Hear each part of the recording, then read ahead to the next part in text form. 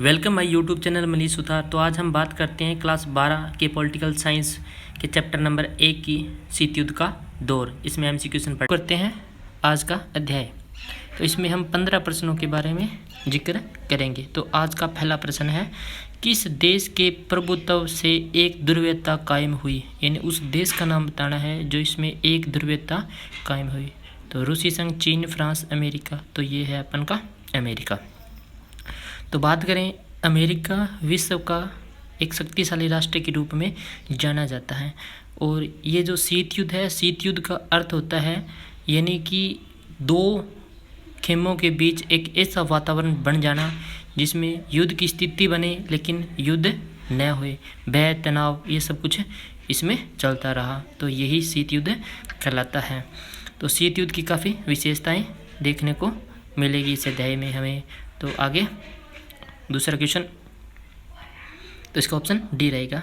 गुटनिरपेक्ष को प्रोत्साहित करने वाले प्रमुख कारक निम्न में से कौन से हैं? यानी गुटनिरपेक्षता को प्रोत्साहित करने वाले प्रमुख कारक कौन से हैं? तो शीत युद्ध था, या सैनिक युद्ध से अलग रहना था, या राष्ट्र का स्वतंत्र अस्तित्व की इच्छा, या इनमें से सभी? तो ये सारे ही थे, इनमें से सभी विकल्प रहेंगे। गुटनिरपेक्ष का अर्थ होता है यानी किसी भी गुट में शामिल न होना। भारत एक ऐसा राष्ट्र था जो शीत युद्ध का हिस्सा नहीं था, उसने गुटनिरपेक्ष नीति को अपनाया था।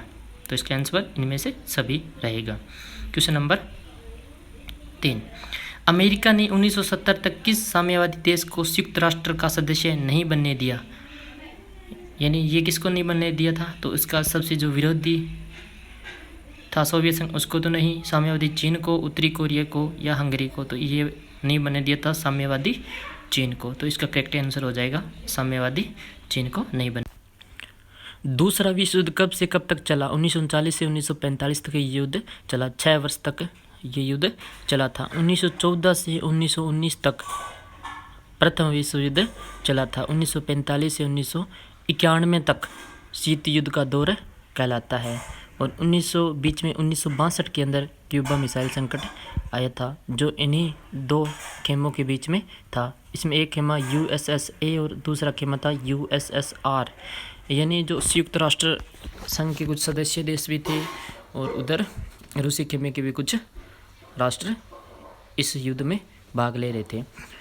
इसके बाद में क्यूबा मिसाइल संकट के समय अमेरिका के राष्ट्रपति कौन थे? यानी क्यूबा मिसाइल संकट जो 1962 के अंदर आया था, उस समय अमेरिका के राष्ट्रपति जॉन एफ कैनेडी, बेस जॉनसन, ट्रूमैन, या जिमी कार्टर। तो ये थे जॉन एफ कैनेडी जो अमेरिका के राष्ट्रपति थे। क्यूबा मिसाइल संकट सन 1962 के अंदर आया था। क्यूबा एक छोटा सा राष्ट्र है जो बिल्कुल अमेरिका के पास में लगता है। जो क्यूबा था वो सोवियत संघ का एक मित्र राष्ट्र था, यानी शीत युद्ध के दौरान सोवियत संघ की ये मदद कर रहा था।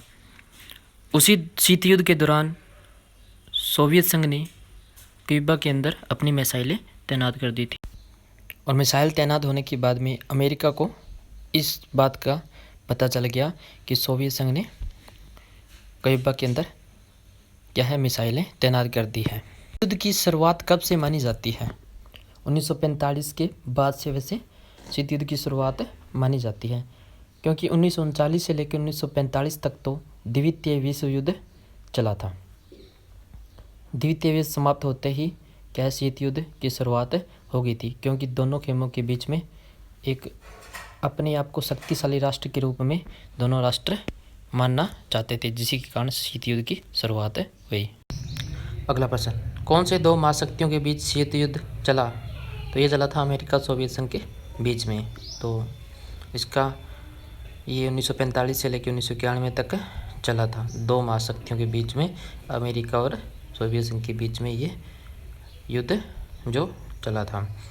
उसके बाद में अगला प्रश्न, सोवियत संघ में साम्यवादी शासन की स्थापना कब हुई? तो सोवियत संघ के अंदर साम्यवादी शासन की स्थापना कब हुई? तो 1917 के अंदर, 1922 के अंदर, 1925 के अंदर, 1991 के अंदर। तो ये हुई थी 1917 के अंदर। तो इसका करेक्ट आंसर हो जाएगा ऑप्शन ए, 1917। सोवियत संघ के अंदर जो साम्यवादी शासन की स्थापना 1917 के अंदर हुई थी। यानी दो खेमे थे, सोवियत संघ और अमेरिका, यानी दोनों के बीच में काफ़ी तनाव हुआ था। लाल सेना, तो लाल सेना सोवियत संघ की सेना को कहा जाता। 10 नंबर प्रश्न, हिरोशिमा और नागासाकी पर अणुबम का प्रयोग कब किया गया था? तो ये 1945 के अंदर किया गया था। तो 6 अगस्त और 9 अगस्त को हिरोशिमा और नागासाकी पर अणुबम का प्रयोग किया गया। 6 अगस्त को हिरोशिमा पर लिटिल बॉय नाम के अणुबम का प्रयोग किया गया था और 9 अगस्त को नागासाकी पर फैटमैन के नाम से बम का प्रयोग किया गया था। तो हिरोशिमा और नागासाकी पर अणुबम का प्रयोग 1945 के अंदर, और हिरोशिमा पर जो बम गिराया था वो लिटिल बॉय था और नागासाकी पर जो बम गिराया था वो था फैटमैन। तो जो मेरे चैनल पर नए आए हैं एक बार उसको सब्सक्राइब कीजिए और बेल आइकन को प्रेस कीजिए ताकि आने वाले हर वीडियो की नोटिफिकेशन आप लोगों को मिल सके। तो इसका आंसर हो जाएगा 1945 के अंदर। तो अपने नए चैनल को एक बार सब्सक्राइब कीजिए और बेल आइकन को प्रेस कीजिए ताकि आने वाले हर वीडियो की नोटिफिकेशन आप लोगों को जल्दी से जल्दी पहुंच सके, और हम जितने भी क्लास 12 के पॉलिटिकल साइंस के चैप्टर हैं उन सभी की वीडियो लेके आएंगे। अगला प्रश्न, तो उसके बाद में हम अपना अगला प्रश्न 11 नंबर प्रश्न, नाटो की स्थापना कब हुई? यानी नाटो की स्थापना कब हुई? तो ये 4 अप्रैल 1949 को हुई थी। तो नाटो की स्थापना 4 अप्रैल 1949 को हुई थी, और जो नाटो है, नाटो की स्थापना अमेरिका ने की थी और इसका जो मुख्यालय है वो ब्रुसेल्स के अंदर है।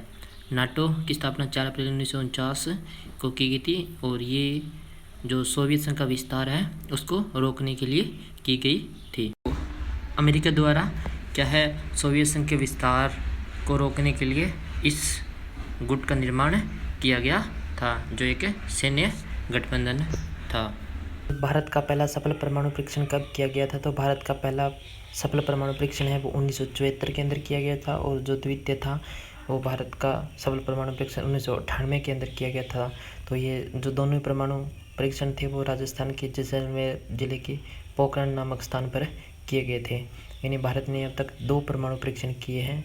जो अगला प्रश्न, गुटनिरपेक्ष की नींव रखने में किस भारतीय नेता का प्रमुख योगदान रहा? तो गुटनिरपेक्ष करता किसी भी गुट में शामिल न होने की नीति। तो option A Subhash Chandra Bose, option B Pandit Jawaharlal Nehru, option C Mahatma Gandhi, option D इनमें से कोई नहीं। तो इसका आंसर हो जाएगा पंडित जवाहरलाल नेहरू, जो भारत के प्रथम प्रधानमंत्री थे। गुटनिरपेक्ष यानी किसी भी गुट में शामिल न होने की नीति और गुटनिरपेक्ष की शुरुआत भारत के प्रधानमंत्री पंडित जवाहरलाल नेहरू ने की थी। तो शीत युद्ध के लिए उत्तरदायी कारक अमेरिका, सोवियत संघ या दोनों महाशक्तियों में मतभेद।